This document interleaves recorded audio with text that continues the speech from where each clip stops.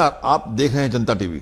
जनता TV की इस खास पेशकश में आज सीधा सवाल है उस शख्सियत से जो कि लंबे समय तक ऐसी व्यवस्था में थे जहां पर उनका जो नाम था एक बेहतरीन पुलिस अधिकारी के रूप में जाना जाता था। 1994 बैच के आईपीएस अधिकारी असीम अरुण जी, आपके बारे में बता दें कि आपके पिताजी भी डीजीपी थे उत्तर प्रदेश में और उनके पुत्र असीम अरुण जी ने किस तरीके से पुलिस व्यवस्था को देखा और आपको सबसे बड़ी बात है कि पुलिस व्यवस्था के देखने के बाद ही उन्होंने इस्तीफा दिया और इस्तीफा देने के बाद उत्तर प्रदेश सरकार में मंत्री हो गए। इस समय समाज कल्याण मंत्री का ओहदा संभाले हुए हैं और किसी न किसी रूप में जनता की सेवा कर रहे हैं।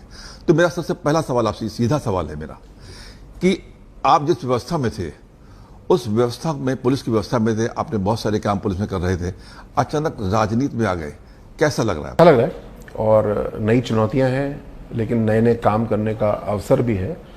और पुलिस में जहां लोगों की मदद करने का बहुत बड़ा अवसर था और शायद जिस तेजी से पुलिस मदद कर सकती है कोई और संस्था नहीं कर सकती, लेकिन राजनीति में, सरकार में और खासकर समाज कल्याण विभाग है, ये ऐसा विभाग है जो शायद सबसे दीर्घकालिक मदद कर सकता है। किसी बच्चे की पढ़ाई पूरी कराने में छात्रवृत्ति देता है, किसी बूढ़ी माता जी को समर्थन देता है पेंशन के रूप में, किसी ट्रांसजेंडर व्यक्ति को सम्मान देता है, किसी वरिष्ठ नागरिक को उनके आवश्यकताओं की पूर्ति करने में मदद करता है। तो जहां पुलिस भी सबकी मदद करने का भाग था, समाज कल्याण भी मदद करने का भाग है। दोनों का नेचर, प्रवृत्ति थोड़ी थोड़ी अलग है, लेकिन मूल भावना एक ही है। मुझे याद है जब कोरोना काल आया था पूरे देश में सन्नाटा छाया था। मुझे याद है जब कोरोना काल आया था पूरे देश में सन्नाटा छाया था, बड़ी त्राही मची थी।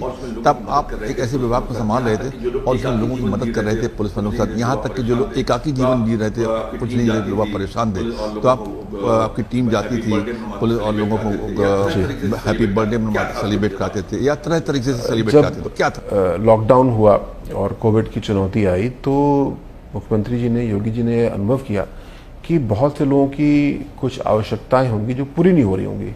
जैसे कि कुछ बच्चे होंगे जिनको बच्चों के लिए दूध चाहिए होता है, बेबी फूड चाहिए होता है, वो नहीं मिल रहा होगा। कुछ कैंसर पेशेंट थे जिनको दवाइयाँ नहीं पहुँच पा रही होंगी। कुछ लोग को और आवश्यकताएं हो सकती हैं।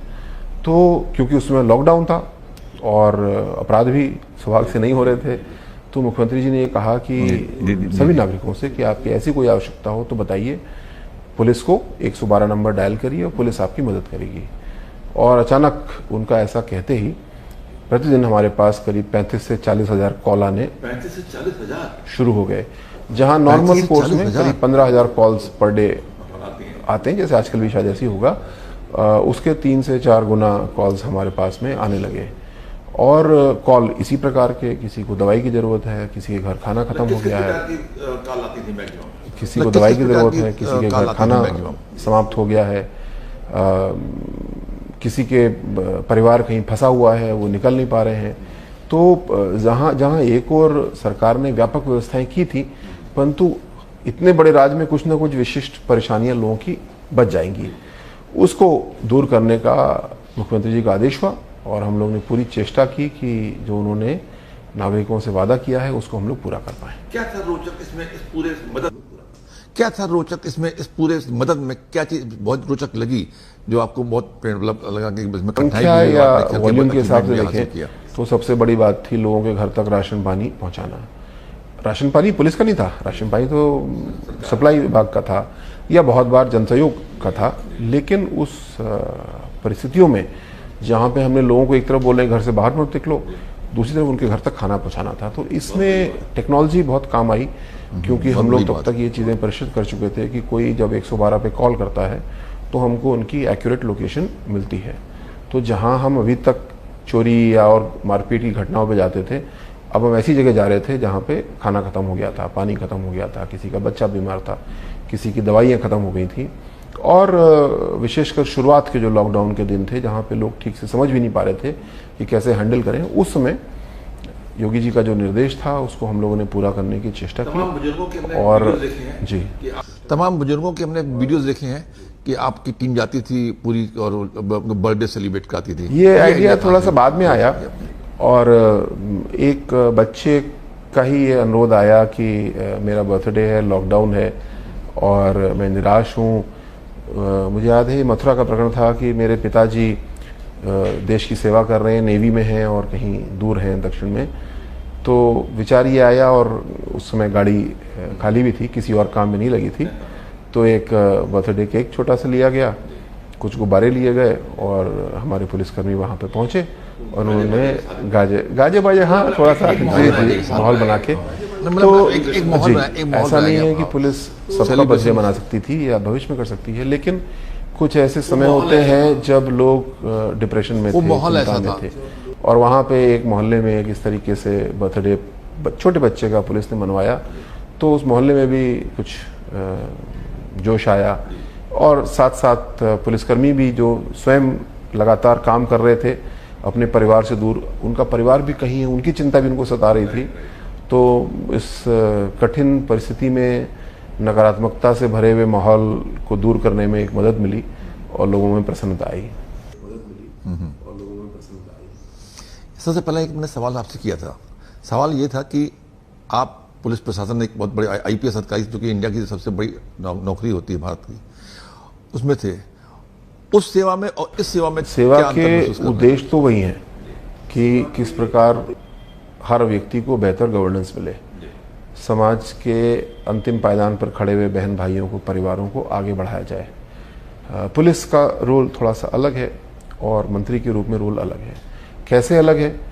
जहाँ पे पुलिसकर्मी, मैं अपने आप को देखूं तो मैं अपने आप को एक प्रोजेक्ट मैनेजर मान सकता हूँ। मुझे एक प्रोजेक्ट दिया गया 112 या एंटी टेररिस्ट स्क्वाड या कोई और प्रोजेक्ट, में उसको संचालित करने का प्रयास करता था। लेकिन अब समाज कल्याण मंत्री के रूप में मेरे साथ करीब 15-16 प्रोजेक्ट मेरे मंत्रालय के चल रहे हैं। तो मेरा काम अब प्रोजेक्ट मैनेजर से बदल के प्रोजेक्ट मैनेजर्स को मदद करने का हो गया। तो पहले तो अच्छे प्रोजेक्ट मैनेजर चिन्हित करो, उनको जो संसाधन चाहिए, नियम कायदे चाहिए, वो फ्रेमवर्क पूरा दो, और फिर उनको काम करने की स्वतंत्रता दो। बीच बीच में उनकी मॉनिटरिंग भी करते रहो। ये परिवर्तन अब हुआ है। ये परिवर्तन अब हुआ है।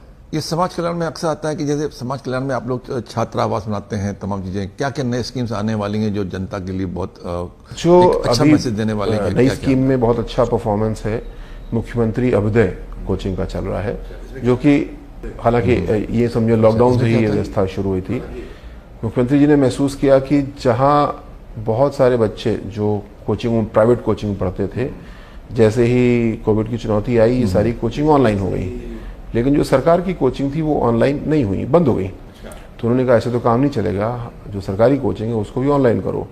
तो शुरुआत तो एक छोटे से यूट्यूब चैनल से हुई, लेकिन आज ये बहुत बड़ा रूप धारण कर चुका है। इसका ऑनलाइन बहुत बड़ा प्रबंध भी है, और ऑनलाइन से साथ साथ अब हाइब्रिड मोड ऑफ एजुकेशन आ गया। तो हर जिले में कम से कम एक कोचिंग संपर्क केंद्र बनाया गया है। जब बच्चे अपनी ऑनलाइन पढ़ाई कर लेते हैं तो उनको आके क्लासरूम में बैठने का भी मन करता है। टीचर से ये सभी लोग, इसमें कोई भी प्रतिबंध नहीं है, इसमें आय का प्रतिबंध तक नहीं है, क्योंकि ऑनलाइन है। तो अच्छा, एक बार हमने एक प्रोडक्ट बना लिया तो सभी के लिए कोई भी आदमी समान रूप से उपलब्ध है। हाँ, ये जरूर है कि जो बच्चे कम आय के परिवार के हैं, जो टैब या स्मार्टफोन नहीं खरीद सकते हैं, उनको हम एक टैब भी देते हैं और साथ साथ इंटरनेट पैक भी देते हैं, जिससे जो डॉक्टर अम्बेडकर ने, बाबा साहब ने एक परिकल्पना की, अवसर की समानता, मुझे लगता है इंटरनेट और सरकार की इस व्यवस्था से आज अवसर की समानता लगभग पूरी तरीके से हम लाने में सफल हो रहे हैं। वही पढ़ाई की सामग्री हर एक के सामने उपलब्ध है। जिसके पास टैब नहीं है, हमने उसको टैब दे दिया। अब जो मेहनत करेगा वो आगे बढ़ेगा। अब जो मेहनत करेगा वो आगे। दूर दराज जो पिछड़े इलाके हैं, उनमें अच्छे स्कूल्स नहीं है, अच्छे बड़े बड़े कॉलेजेस नहीं हैं, अच्छे इंजीनियरिंग कॉलेज नहीं है, तो वहाँ पे आप लोगों की योजना कोई ऐसी है कि मतलब उनकी जो बाबू जगजीवन राम जी के नाम पे एक छात्रावास योजना माननीय मोदी जी ने हम लोग को दी है, और इसमें उद्देश्य ये है कि अंतिम रूप से हम हर ब्लॉक तक एक छात्रावास बना पाएं, विशेषकर बच्चियों के लिए। क्योंकि ऐसा अनुभव किया गया कि लड़के भी और खासकर लड़कियाँ कई बार 12वीं के बाद में ड्रॉप आउट हो जाती हैं। क्यों? क्योंकि उनको डिग्री कॉलेज तक जाने के लिए बस से जाना पड़ेगा, या वो असुरक्षित महसूस करेंगी, हाँ प्रॉब्लम होगी, या वो जाएंगी कस्बे में रहने के लिए, नगर में रहने के लिए, तो वहाँ पे कमरा नहीं मिलेगा, महंगा पड़ेगा। तो इन सब चीज़ों को दूर करने के लिए हमारे ऐसे 261 छात्रावास चलते हैं पूरे उत्तर प्रदेश में। इनकी संख्या को हम लोग बाबू जगजीवन राम योजना के तहत बहुत तेज़ी से बढ़ा रहे हैं। और छोटे बड़े छात्रावास आवश्यकता अनुसार खोले जा रहे हैं। अच्छा, अभी एक चलता है, एक और आप लोगों की योजना थी जिसमें बड़े घोटाले होते रहते हैं हमेशा, मतलब छात्रवृत्ति घोटाला होता है, हाँ, तो लंबा होता है हमेशा, स्कूल कॉलेज बिल्कुल। ये बहुत हद तक नियंत्रण हो चुका है। पहला नियंत्रण हुआ जब से आधार से लिंक कर दिया गया, तो पिछली सरकारों में ऐसे घपले हो रहे थे कि एक ही स्टूडेंट दिखाया जा रहा है और वो 5-5, 6-6 कोर्स एक साथ कर रहा है और कॉलेजों में कर रहा है, और कई बार तो ऐसा कोई छात्र ही नहीं था और पैसा उसके नाम से ले लिया गया, फेक स्टूडेंट्स के नाम से। तो मोदी जी ने आते ही आपने देखा होगा, इसीलिए उन्होंने डीबीटी की व्यवस्था की और आधार से लिंक किया। इन दो परिवर्तन से काफ़ी सुधार हुआ। अब जो बड़ा परिवर्तन आप देखेंगे इस अकादमिक सत्र से आ रहा है, हम लोग चरणवार तरीके से बायोमेट्रिक और facial recognition based attendance system ला रहे हैं।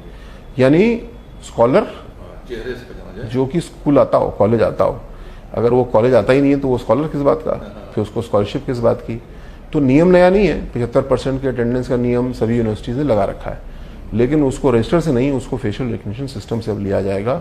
और मुझे आशा है कि इससे जहां गलत काम कोई बचा हुआ है वो दूर हो जाएगा। और साथ साथ अभी भी पिछले वित्तीय वर्ष में अनुसूचित जाति, जनजाति, सामान्य वर्ग के किसी भी बच्चे को बजट के अभाव की वजह से छात्रवृत्ति ना मिली हो, ऐसा नहीं है। कोई तकनीकी गलती हो सकती है, उनको भी हम लोग ठीक कर रहे हैं, और मुझे आशा है कि अगले साल कोई भी बच्चा छात्रवृत्ति से छूटेगा नहीं।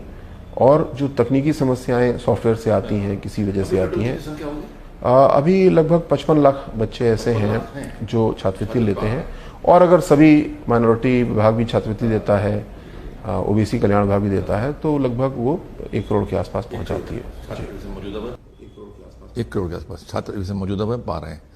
एक बात होती है कि तमाम बच्चे ऐसे होते हैं जो विदेश में जाके पढ़ना चाहते हैं, उनमें टैलेंट है लेकिन पैसे की कमी कारण, तो कोई फेलोशिप की ऐसी योजना है कि उनको फेलोशिप दी जाए? बिल्कुल, ऐसी योजना प्रधानमंत्री ने बनाई है, और ऐसे विश्व स्तरीय संस्थान चिन्हित किए गए हैं जहां पे ये स्कॉलरशिप सरकार सपोर्ट करती है। सब कॉलेज में नहीं करती, जो अच्छे संस्थान है वहां पे सपोर्ट, हाँ अवश्य, बिल्कुल इसी प्रकार जो टॉप रैंकिंग विश्वविद्यालय हैं वहां पे सपोर्ट किया जाता है, और इसके लिए ऑनलाइन आवेदन होता है। उत्तर प्रदेश के काफ़ी बच्चों ने इसका लाभ भी उठाया है। पूरे देश के राष्ट्रीय स्तर पर ये स्कीम चलती है और बहुत सफल है, बहुत बच्चे इसका फायदा उठा रहे हैं।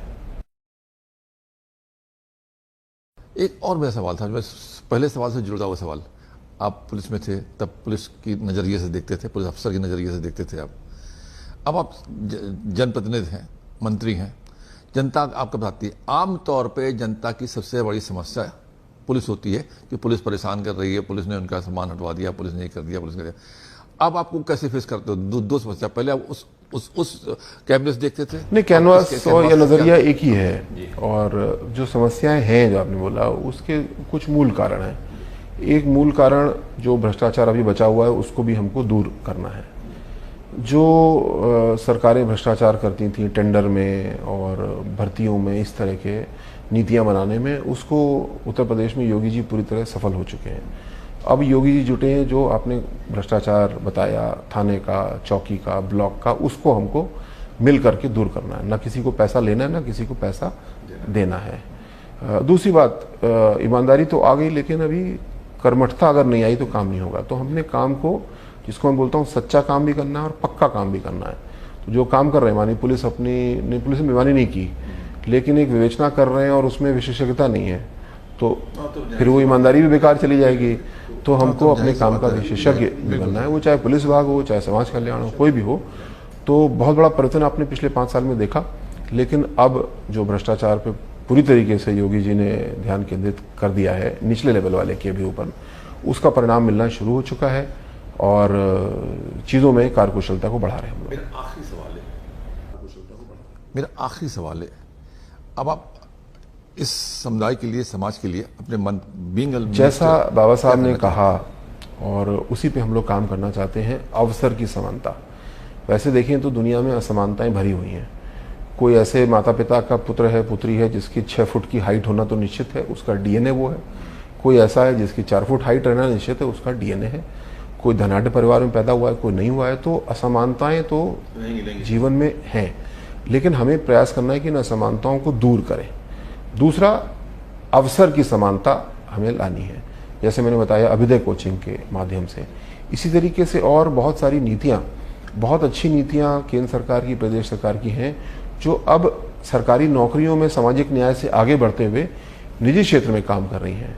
टाटा ने बहुत अच्छा काम किया है और कंपनियां अच्छा काम कर रही हैं जो निजी क्षेत्र में आरक्षण नहीं दे रही हैं, लेकिन जो वेंडर से माल खरीदती हैं, सप्लाईज लेती हैं, उसमें वो महिलाओं को अपना हिस्सा दे रहे हैं, अनुसूचित जाति जनजाति के वेंडर्स को उसमें भागीदारी दे रहे हैं, उनको प्रशिक्षित कर रहे हैं, क्वालिटी में कोई कॉम्प्रोमाइज़ नहीं कर रहे हैं, लेकिन उनको हिस्सा दे रहे हैं।